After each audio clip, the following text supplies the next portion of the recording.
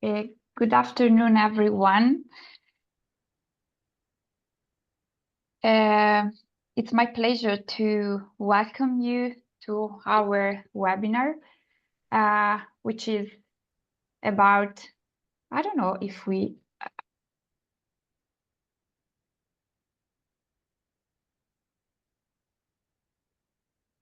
I don't see the presentation.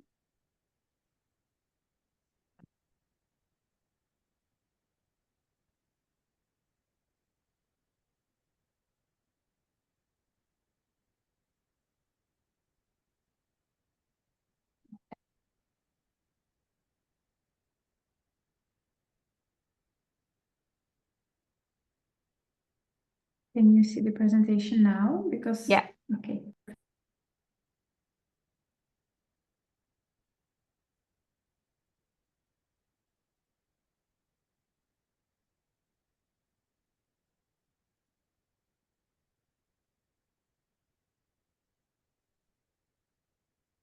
Good afternoon, everyone.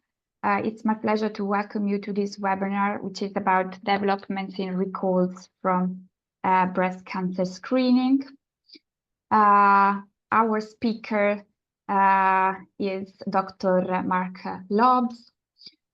Before starting, I just want to remind you that in order to collect your 1 CME credit, you need to fill the evaluation form at the end of the webinar, and you need also to follow the webinar till the end. Just a quick reminder, if you want to ask questions to our speaker, you just need to text them in our chat box, and we will read them at the end of the presentation. My name is Marianna Fanezza. I am a breast radiologist at University Hospital of Bologna in Italy, and I will moderate, and I am a member of EUSOBI Young Lab Committee. I will moderate the webinar today together with Dr. Ivana Stojic, which is a radiologist at University Clinical Center of Vojvodina. She works on mainly on breast imaging, and she's a member of EUSOBI Young Lab. Hi, Ivana. So, hello, everyone. As you already heard, my name is Ivana Stojic. So I want to introduce our presenter for today. Our presenter for today is Dr. Lobbes from the Netherlands. He's a breast radiology in the Zuiderland Medical Center, a pioneer in the field of contrast enhanced mammography since 2012, and the author of more than 150 scientific papers or book chapters, often related to the topic of contrast enhanced mammography. So he's going to give us a lecture about developments in recall from screening. Dr. Lobbes, you can start now, please. Thank you for your kind introduction. And let's see, it's always the exciting part to share your screen like this. If everything is working properly, you can see the title page of my presentation right now. So please let me know if it's not the case. To the audience, welcome. Here in the Netherlands, it's just a good evening. Welcome to you all to this online webinar, in which I would like to take you with me with some developments in the area of recalls from screening. We're talking quite often from studies that are related to screening, how we can improve screening, how we can improve cancer detection rate or decrease interval cancer rates as well. But right now, I want to focus a little bit on what do we do with these women after they're being recalled, because that's also an important area of our work that needs to be done properly to use as minimum as resources as possible and to keep healthcare costs at a low. I think that's important in every country. And the reason why my title page consists of a Formula One car is that the majority of this presentation will have the topic of the RACER trial, which has been recently published by one of my PhDs. It has been a long-standing prospective randomized controlled clinical trial in where we investigated the use of contrast enhanced mammography in the entire workflow of women that were recalled from screening. So not only the basic diagnostic accuracy, but how it works with different radiologists in different hospitals, even with different types of machines, so two different vendors, to get a very good reflection on how it would work in everyday clinical practice, because some are very expert in contrast enhanced mammography and embrace it. Others are slightly less used to it, are a little bit more cautious and a little bit more used to normal workflow patterns that they've been doing for years. So it gives a nice reflection on how it will pan out in real life. Let's see, can I share? It's not, the slide is not moving. Let's try it again.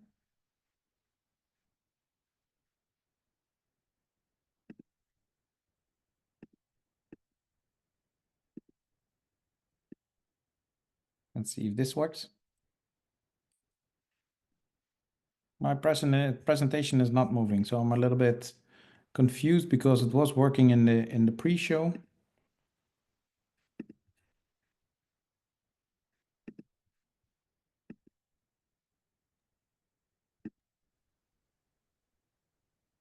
Can you point on the arrow below? Yeah, we'll try just a second. Let me see, share. When you share the screen, yeah. Like this, like that. Now it should work. I did nothing other than just leave the presentation and go back to it again. So never mind. That makes you wonder sometimes how these things work, but that's no problem at all. So just to continue on this presentation is that, first of all, I would like to take you a little bit of an overview on how the Dutch breast cancer screening program works. It was with some pride that I can say that in our country, we have a very high quality breast cancer screening program. Which has a quality center in Nijmegen, monitoring all the quality, not only of the system, but also of the technicians working there and the radiologists in periodical evaluation tests that we're doing. We are also urged to have a recall rate of about 2%, which is very low if you look at it worldwide. Some countries like the United States can go up to 10% of a recall rate. It differs a little bit for each country, and that's also the main reason why I want to show this slide, is that this works for the Dutch breast cancer screening program. And there are some differences with other national programs, and everybody should try to fit these results into their own situation, how they would work out in their own situation. So I can only explain how it works in the Netherlands, and then everybody who's interested should try to figure out how it would work in your own country as well, or in your own screening facilities that you have. So in the Netherlands, all women aged 50 to 75 years are invited by postcode to undergo a full field digital mammogram. So no tomosynthesis, no ultrasound, no contrast enhanced mammography, just standard mammography once every 2 years.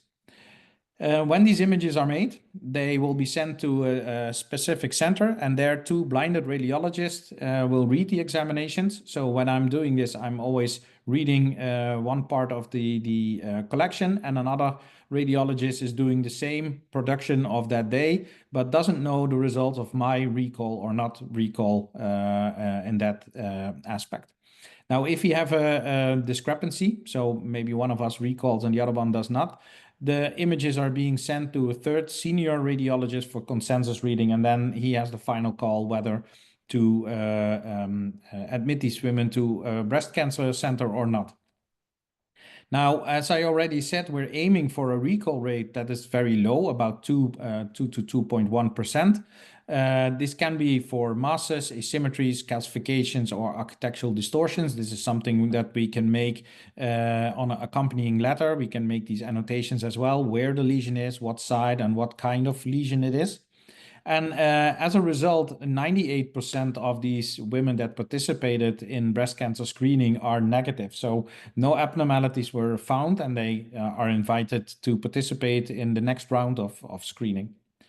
In the Netherlands, we use a sort of an adaptation of the BIRADS classification. So we don't have the typical 0 to 6 classification because we're in a screening population. We have 3 different options to recall somebody, and that's a 0, a 4, or a 5. 0 has a very low suspicion of underlying breast cancer. BIRADS 4 are usually the small irregular masses and the suspicious calcifications. And of course, BIRADS 5 is highly suspicious of breast cancer. In the end, about 28 to 30% turn out to have an invasive cancer or ductal carcinoma in situ. And the remaining women will have a false positive recall and are then sent back to the screening program again to undergo screening in 2 years.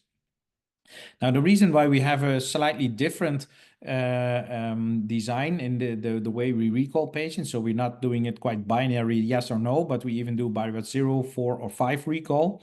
And the reason behind it is that how we design the workflow. That has to do with optimization of the healthcare cost and how we can optimize the path for women that are being recalled. And it has been established, I think, maybe for 10 or 15 years right now. So it's very well integrated.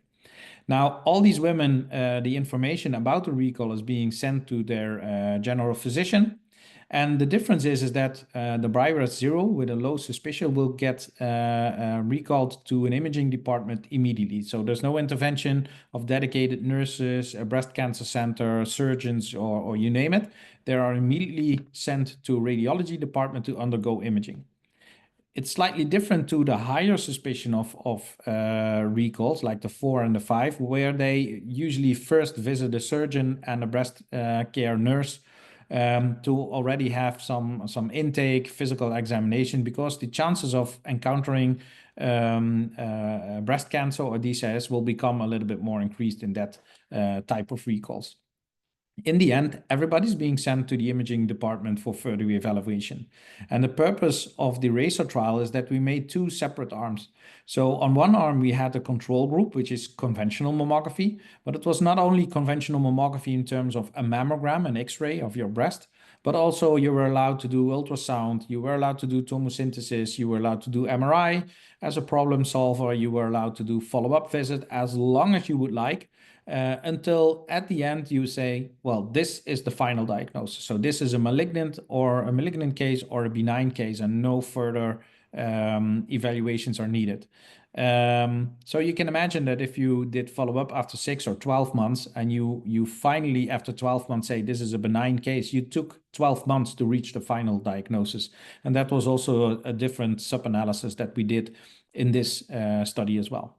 On the other hand, we had the intervention group, as they call it, in a randomized control trial that consisted of contrast enhanced mammography as the first line of defense. So that was the first imaging tool that we applied in all women that were recalled. So calcifications, masses, architectural distortions, and asymmetries. Everybody underwent contrast enhanced mammography unless they had a contraindication for iodinated contrast and everything like that. Now, it's not something that we thought of a nice Sunday afternoon. There has been a lot of work going into that RACER project before, and that already started in 2014. As you know, I started doing contrast enhanced mammography in 2012 at the end of the year. And this was sort of the result of our first experiences over the year 2013 in the Maastricht University Medical Center, where I worked at that point. What we did is we just plainly looked at the diagnostic accuracy with several radiologists that were a little bit experienced in reading these kinds of mammograms.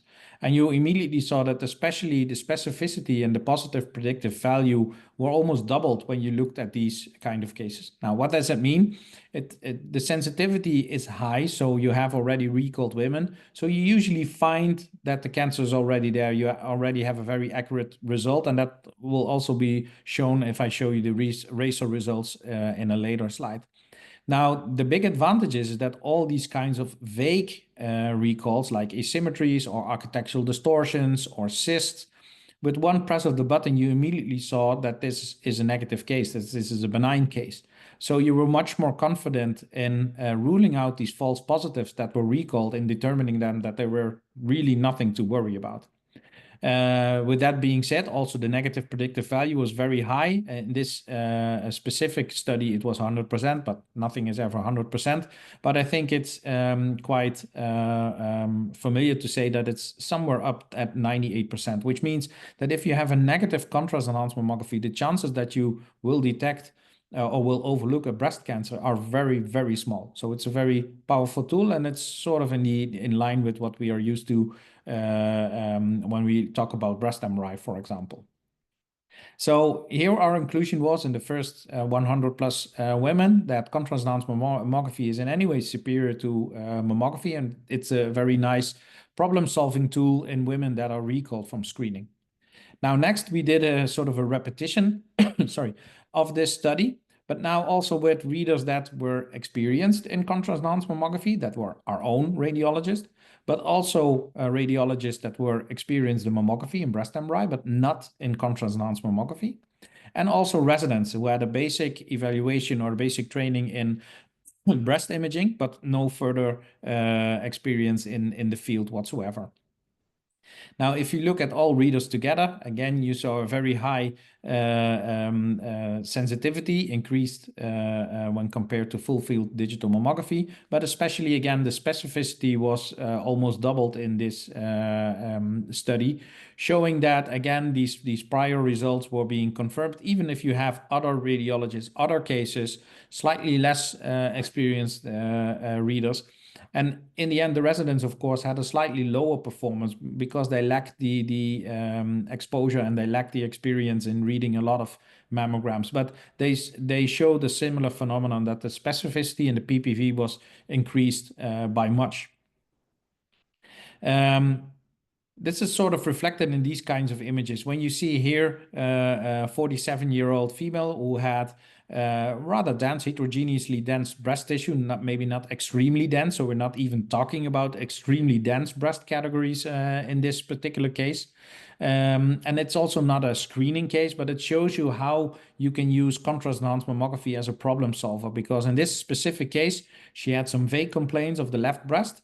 And in a separate center, which is not able to do contrast enhanced mammography, the radiologist said, well, I see all these kind of vague architectural distortions on the ultrasound. I don't really see a mass, but there's something going on, and I'm really a bit worried about the left breast, which is also the symptomatic breast.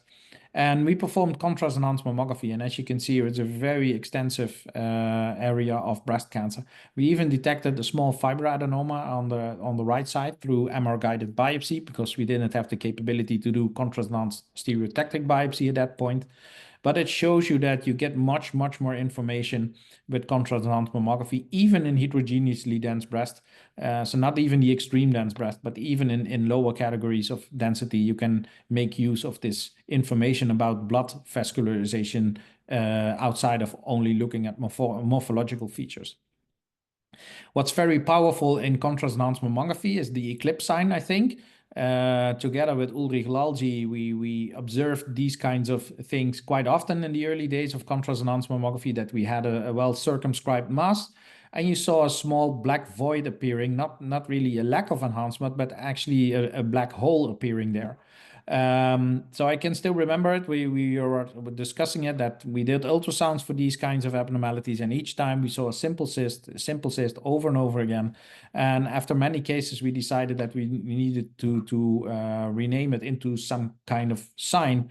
And well, the true story is that I sort of said, well, it looks like a solar eclipse or anything, and that Ulrich came up with the term, well, why not call it an eclipse sign?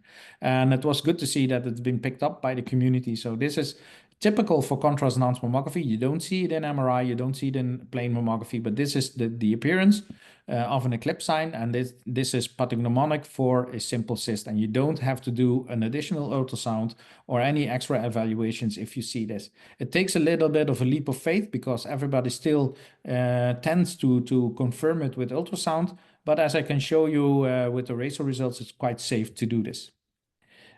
Also together with Ulrich Lalji, we did a study on the image quality, because if we wanted to do a very a large study on recalls from screening, we had to confirm that the image quality was sufficient and that the low energy did not miss anything or in that aspect. Now here we had some items that were a little bit better on contrast enhanced mammography, some were a little bit worse.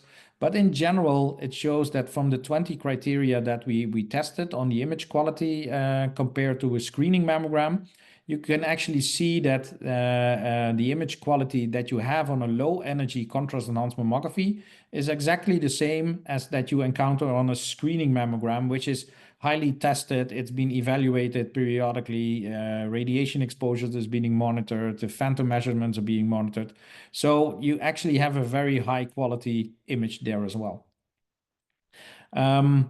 Another important step that we were considering when we did contrast enhanced mammography in many cases on women that were recalled, which would also mean that a lot of women would not have breast cancer. These are the 70% of false positives. We asked ourselves, well, are we giving them too much radiation exposure to solve our problem? And in this study, we tested it with Cecile Jeukens.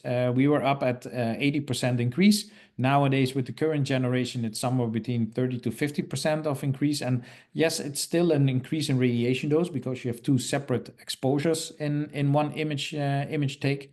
But in the end, the mammography systems already have a very low radiation exposure. So if you increase it with 80 or 50%, it's still a low radiation exposure, and even considered safe for screening women with no increased risk profile. So even now, as we're talking about recalls from screening, we're already taking the next step with the DANCE2 trial, BRAID trial, CMIS trial, to even use contrast enhanced mammography in everyday screening, even in average risk women. So the radiation exposure should never be an issue if you have a clear benefit of contrast enhanced mammography. The other thing that we asked ourselves, aren't we going to give a lot of false positive because we are using injection of contrast? We know from MRI that sometimes, especially in the beginning, in the early days, we had these UBOs, unidentified bright objects in the breast appearing. Nowadays, we're more and more confident to deal with them. But we had a very moderate specificity in breast MRI, especially in the early days, because we were sort of seeing too much. That's what we tested as well in the recalls from screening. Now, in the recalls from screening, we looked at what lesion was recalled and what did we find extra because of the contrast information. So this was maybe a contralateral finding or a multifocal finding. And from the approximately 700 or 800 cases that we reviewed, 7 to 8% resulted in an additional finding somewhere else that was not even recalled before. And half of them, so almost 4 to 5%, turned out to be an extra cancer site. That could be multifocality, contralateral breast cancer. So that sort of enforced us to keep doing, even with a low density, even with rather easy to read mammograms, because these results are independent of the density classification, that we're still overlooking small things, and the capture of the contrast sort of triggers your eye to look back at your mammogram and reassess the mammogram. And often you see small abnormalities there as well, which at a first glance you just simply overlooked. This came at a price at only 0.6% hypersensitivity. We know from CT, hypersensitivity reactions can occur up to 3%. But the mammography population is a very well-defined population. So these are actually the numbers that have been repeated before, also by my colleagues from the group of Professor Zardinelli. They came up with 0.8%. So it's a very low risk of hypersensitivity. And all of these hypersensitivity reactions were mild and did not need any very large medical interventions.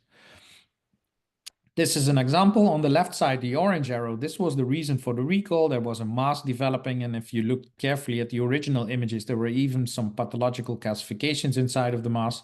And we detected a contralateral breast cancer on the other side, which we haven't detected before on the dense mammogram in that area. What we also asked ourselves when we prepared the RACER trial is that does it really matter if you're being recalled from screening, and is it really dependent on which kind of machine that you use? Are the GE systems better than Hologic or the other way around?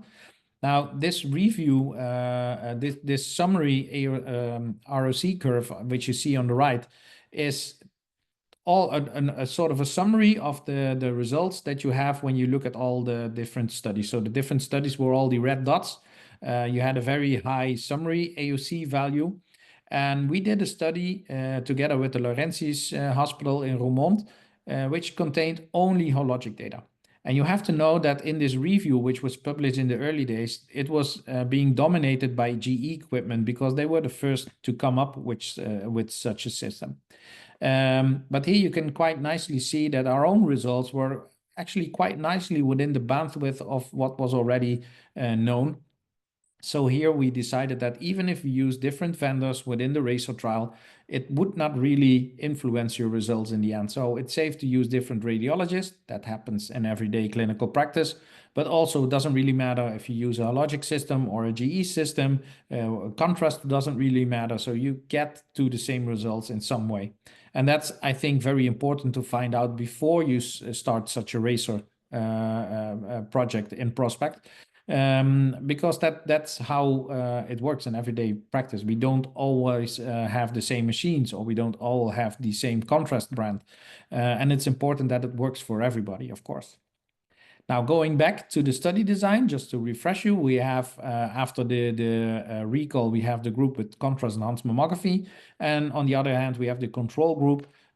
Simply said, it's everything but Contrast Enhanced Mammography. So do whatever you like, but no Contrast Enhanced Mammography. And the results of that study were recently published in Lancet Regional Health Europe. As you can see here, we had a few dropouts, one in the Contrast Enhanced Mammography group because she had an extravasation. And on the other side, on the control group, we had 3 participants, which we did not include in the final analysis because of a breach of protocol that we designed. In the end, on the right, you can see the patient characteristics. You see that the majority of the women were recalled for BI-RADS 0, so with a very low suspicion of breast cancer, which is quite common. These numbers are all quite familiar that we know from the Dutch situation. The majority was recalled for masses. Usually it contained only one lesion, not so much multiple lesions.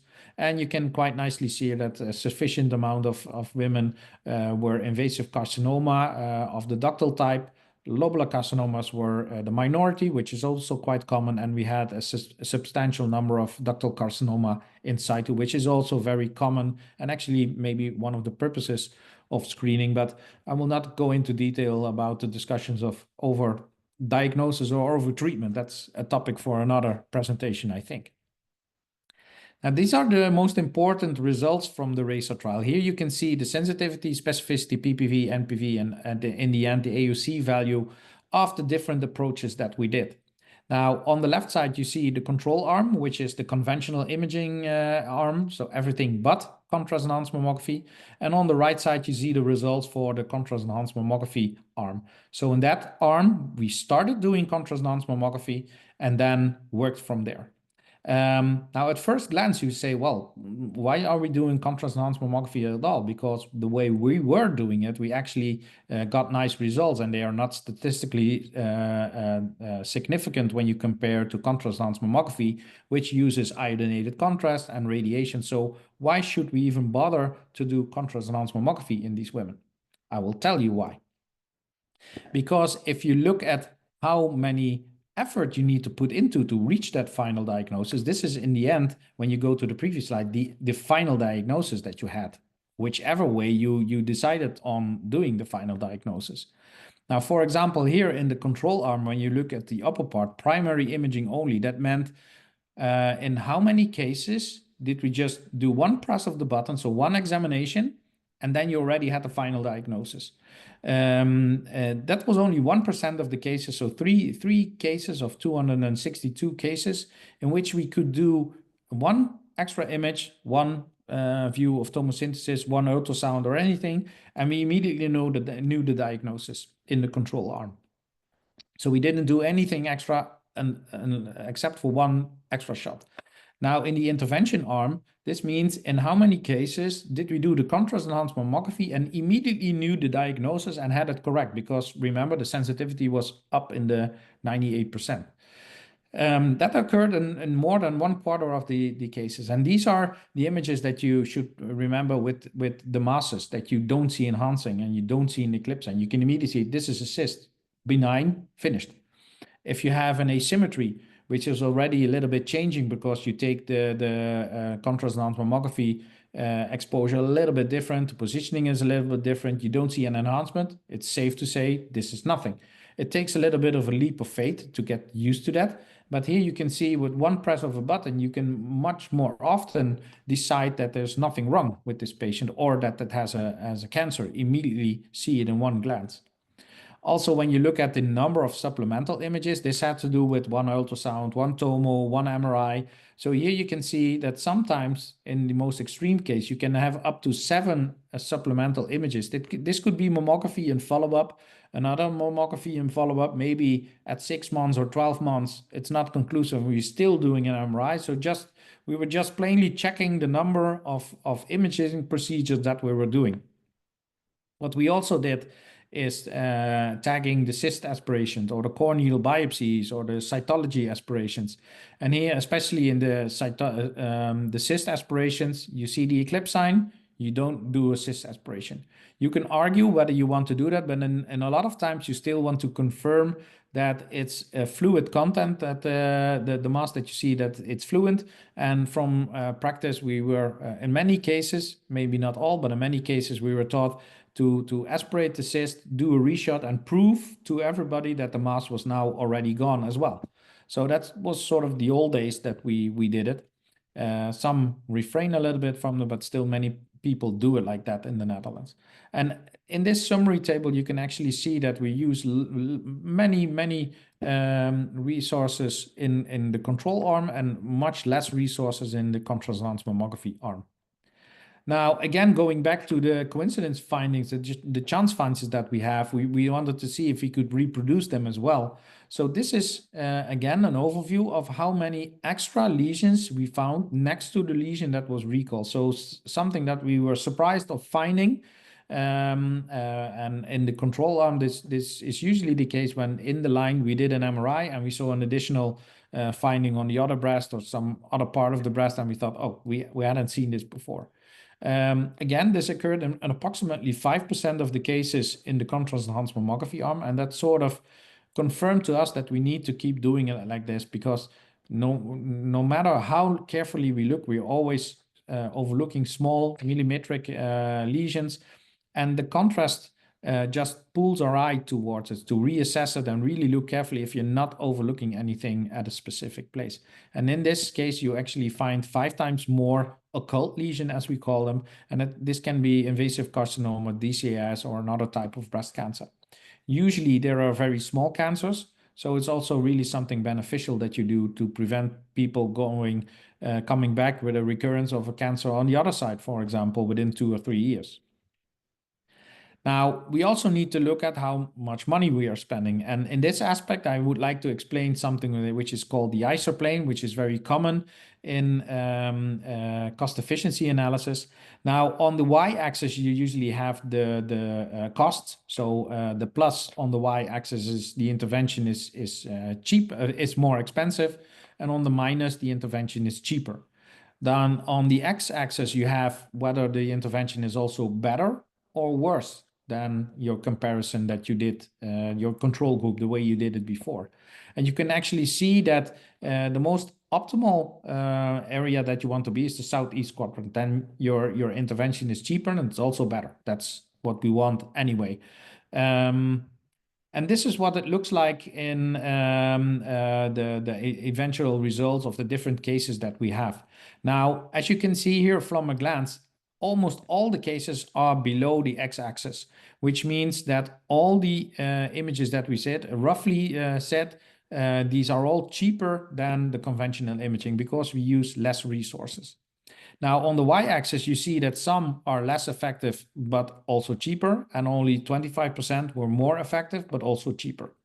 This has to do with the fact that if you look carefully on the x-axis, the differences between the accuracy, you can see in the decimals behind the comma, that the differences are very small. So whether conventional imaging or contrast enhanced mammography is better or worse, these differences were very small. Remember the sensitivity and the specificity, which were very closely related to each other. But you see that the costs are real. These are the euros that we're talking about. So in general, you can save up to, well, 110, 150 euros per case, that you save money, but not losing anything in diagnostic accuracy. You're doing it as good as you did before. And I just did the calculations for a budget impact analysis. If we're doing this on a nationwide level, in every hospital in the Netherlands, everybody's doing it like the RACO trial dictates. We can save up to 1.7 million euros annually just by doing it another way. And implementing contrast enhanced mammography is not rocket science.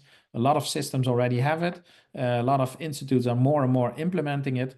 So it's easy money if you talk about saving money on healthcare cost. It's good for the society, it's good for everybody. And of course, we will find a way to spend it on other things. But it's a very large group. The differences are very small, but it's a very large group. And everything counts in large amounts. So it's still very important to be very critical about that. Even when you look at the BI-RADS 0 category with the lowest suspicion of breast cancer, you can even argue, when you see here, some were also a little bit cheaper. But if you go back, more expensive. But if you go here, the entire cloud of dots is below the x-axis, which means in all cases it was cheaper. And again, some were more effective, some were less effective, but again, the differences were very small. So for the BI-RADS 0 category, I would especially recommend it because it's always a cheaper approach that you do. The reason why it's not always cheaper in the BI-RADS 4 or the 5 categories is that we're still sending them to the surgeon. And then other financial workflows are opened up. Other surgeons are involved. They have to be paid as well. The nurse is involved. She has to be paid. He or she has to be paid as well. So that already increases the costs by a lot. So if you want to make the 4 and the 5 category also more cost efficient, you should try to reconsider and maybe say, well, the radiology department is doing all the triage for a recall after screening. But that's something that we need to discuss upon in the future. So I think that's sort of a summary of the RACO trial, the most important things. I think the most important take-home message for the RACO trial and the experiences that we had from the previous years is that using contrast enhanced mammography as a workup tool for recalls, we've been proving that now for several years. It's safe to do it. It improves your diagnostic accuracy. Image quality is not an issue. Radiation exposure is not an issue. There's no increased risk of using iodinated contrast agents. We know how to deal with them. We know how to be prepared for any adverse reactions. So it's a very good problem solver in especially women that are recalled from screening.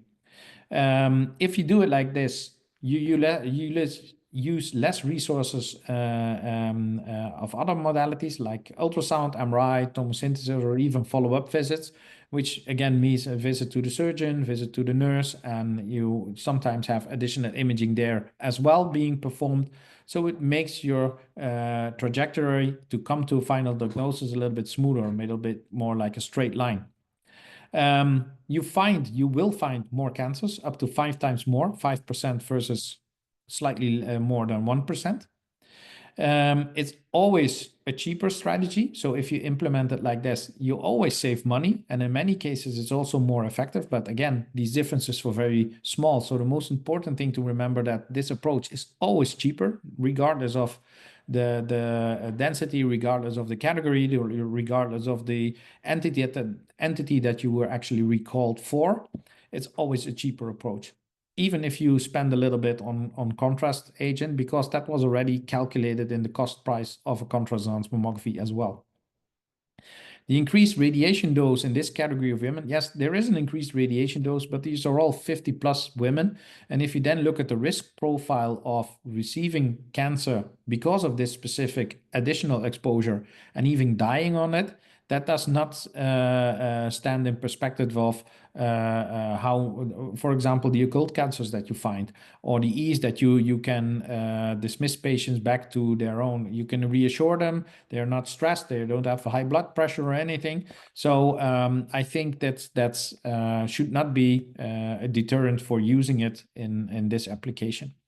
What we didn't talk about is the incidence of adverse events in this study. It's very small. It was 1.5% in the contrast enhanced mammography group. And these were all related not to hypersensitivity, not to contrast-induced nephropathy, not at all. These were just extravasation. So the IV catheter was placed suboptimal, and we had an extravasation of contrast into the soft tissue of the arm. That was all of the adverse events that we have, and it occurred in 1.5% of the cases. And that's something that's always associated with the use of IV catheters, I think. Now, we would like to propose a new workup of screening recalls when the final publication about the cost efficiency analysis is being accepted, hopefully in a few weeks. Based on these results, I would like to propose in the Netherlands the following workup, that we have the different suspicious of recalls, 0, 4, and 5. The latter, again, goes to the general physician. And why not make it much more easy and send everybody to the imaging department and only allow these women to go to the hospital, to go to the surgeon when they're being diagnosed with a cancer. Then they need treatment. They don't need a talk about an explanation about a cyst or a fibroadenoma or anything. This is something which we can do with information folder or maybe via the GP. But the most important thing is that when you have a cancer, you need a surgical treatment or maybe chemotherapy or radiation therapy. And then you enter the arena of the medical specialist. And only then I think it's important to refer them to the hospital. And in the Netherlands, at least, you can sort of design your financial workflows also a little bit, that the imaging department evaluation can be more cost efficient. When you're being sent to the imaging department for a recall after a screening, I would like to suggest to use contrast enhanced mammography as your first line of defense. Again, because it's always cheaper, and in many cases, especially the Bio 0, also more efficient when you compare it to conventional imaging. And with that being said, I would like to thank you for your attention. I think I stick to the time quite nicely, I think. And I give the everything back to the moderators for some Q&A. Thank you, Dr. Lobbes. Thank you very much for your terrific presentation, but thank you very much for your valuable work on breast cancer care. Before starting, I think we have some questions from the audience. I think that I just want to ask you very simple questions. Of course, we all know, as you already said, that we are facing with an era of limited resources. So at the end, do you think that the cost outweighed the benefits over conventional imaging? Yes, well, thank you for your question. I think that's the whole backbone of the RACER trial, that we show that we have very nice imaging modalities like MRI, PET-CT, we can use AI or anything, but it's also nice to show that with rather basic imaging like X-ray and iodinated contrast, and dual energy, which has been there for decades and now is being applied to breast imaging, that we can also use that as a sort of alternative for more sophisticated imaging modalities like MRI or PET-CT. It's not something that I'm never going to argue that it's not allowed to do MRI or anything, and everybody should be doing contrast enhanced mammography. But I'm very much in favor of keeping it simple where we can keep it simple and use the advanced modalities where we really use the advanced modalities. And sometimes we have a little bit the intention of just piling up advanced imaging because everybody wants to do the best care for their patients, of course. But if in the end the evidence shows you that with baseline imaging you can acquire the same results, I think we should strongly reconsider just leaving out the advanced imaging modalities, because that frees up time. again, I'm always say our MRI scan in our hospital is not collecting dust. It's filled to the brim. So every breast patient that I can keep out of the MRI is filled up by neuro or musculoskeletal or anything. So use it where you really need the MRI and try to solve it with contrast enhanced mammography where you can. And I think the RACER nicely supports that as well. Thank you. So I have one question, Dr. Lobbes. So what do you think is the reason for such a low recall rate in your center comparing, for example, to the US? As you said, the recall rate in your center is 2% and in US, 10%. Well, I think all credits to the previous president of the Dutch Expert Center for Screening, Professor Ruud Pijnappel. He was the director there for many years, and even before that, they have a very high standard. We are being trained, so we get a lot of workshops, we get a lot of re-evaluations every 2 years. So the bar is set really high to do screening. Not all radiologists can do screening in the Netherlands. You have to pass an examination, you have a certification, you need to have the proper CME credits every year. So there's a lot of attention going there. You get constant feedback, you get constant self-evaluation, so you're redoing it every time. Even if you're experienced breast radiologist like me, even I can learn from different cases. And maybe in the years you get a little bit sloppy or maybe a little bit arrogant that you're not missing anything. And sometimes it's good to be put back in your place and teach somebody or learn from cases. And I think, to be honest, if you have the other hand in the United States, it's also very well, you can rather feel for that. It's much more a little bit more defensive mechanism, defensive medicine. I feel that in the United States, if we overlook anything, the tendency to sue somebody or make a legal issue out of it is much higher. So if you don't have the screening certification that we have and you run the risk of being sued, then I think the safest thing is to just recall it to be on the safe side. But it's multifactorial that these decisions can explain, but I think that's the most important difference. Okay, thank you very much for your answer. Now we have some Q&A questions. So Mariana, can I start? Yeah. Yes, please. Okay. Go ahead. The first question, or the last one, is: do you request a creatinine value before the contrast enhanced mammography? That's always a very common question that we have. And my argument there would be when you in your hospital, in your country or whatever, require a creatine check, the safest way to do it is to just do it and line up everything with CT. The difficulty is that you cannot request a contrast enhanced mammography immediately. So in our practice, sometimes we want it immediately. And if we would check the renal function, then we need to wait for 3 or 4 or 6 hours. So in a previous study, together with one of my PhD, we looked at a finger stick analysis, and that was not safe enough. That could not detect people at risk of nephropathy that well. But we had blood samples. We, as a control group, we had the blood samples and we had the finger stick analysis. At that point, some of my colleagues working on cardiac, they also presented the amazing trial results.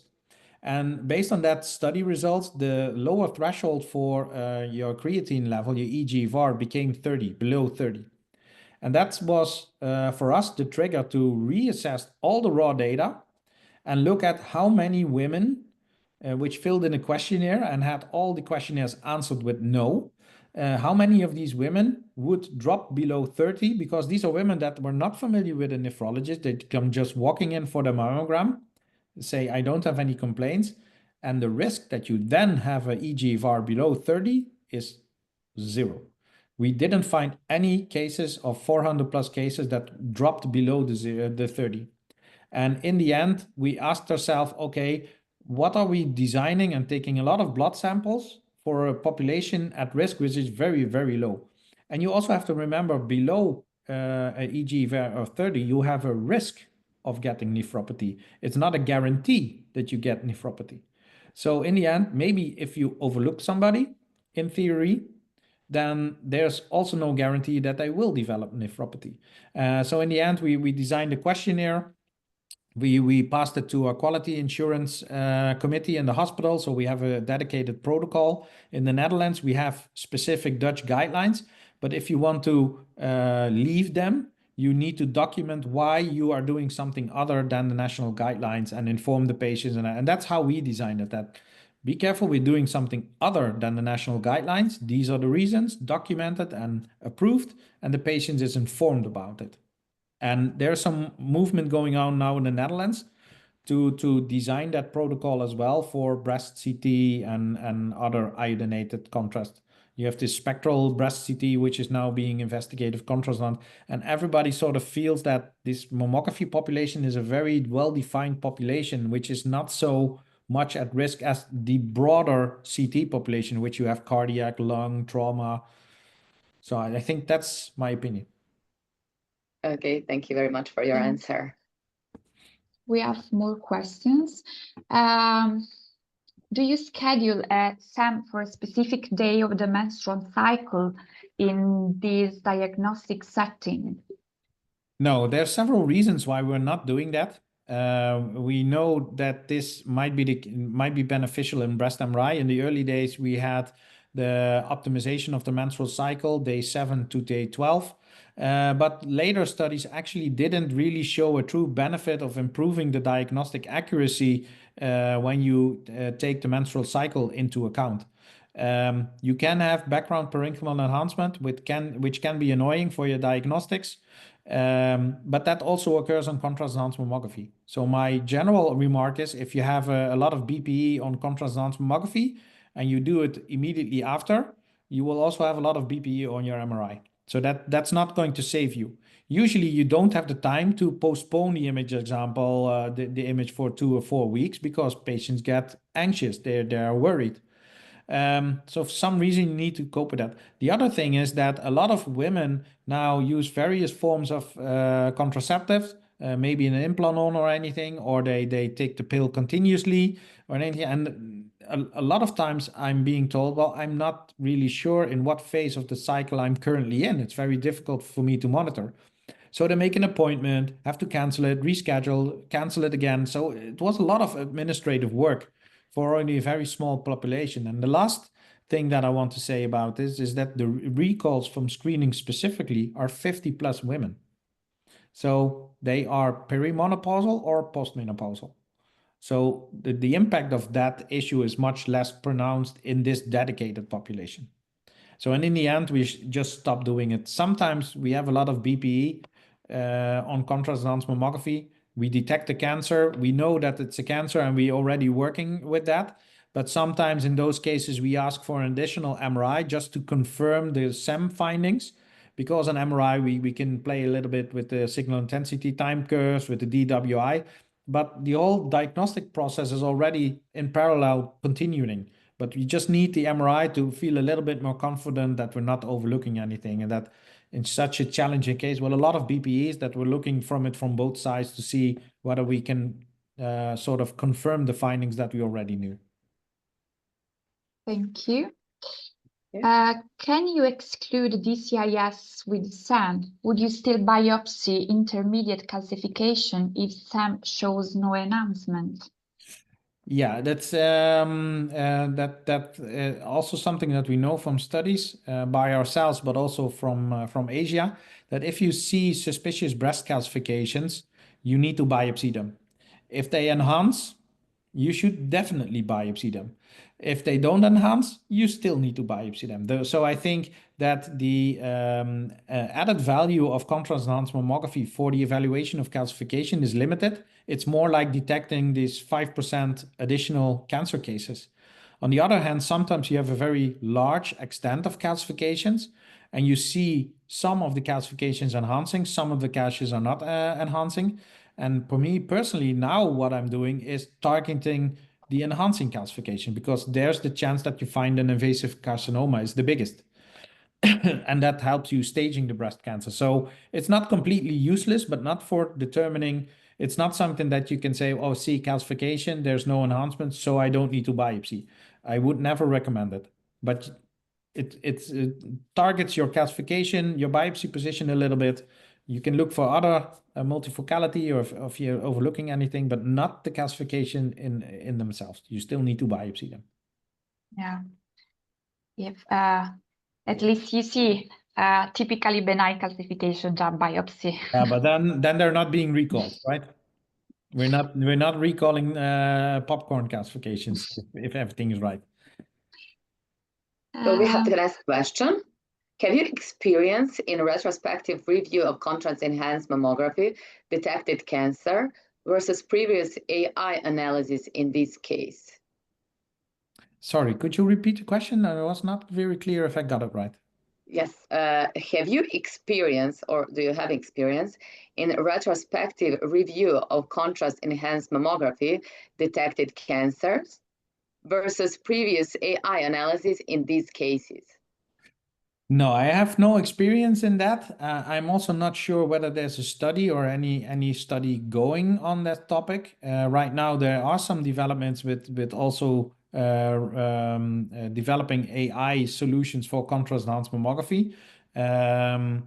It started with radiomics. Now you have these deep learning models where we did it with the University of Maastricht as well. And you can see that the detection, like in every AI solution, is again higher and more accurate. But not the comparison contrast enhanced mammography versus AI detected. It's always, as far as I'm aware, a study of using AI in contrast enhanced mammography, not one versus the other. Okay, thank you very much.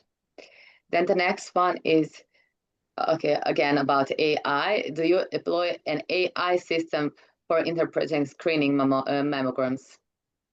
For our regular mammograms, we're currently not doing any AI, but there are some developments in the Netherlands regarding tomosynthesis. That's the STREAM trial, which is currently, I believe the first round is being completed and we're waiting for the subsequent rounds.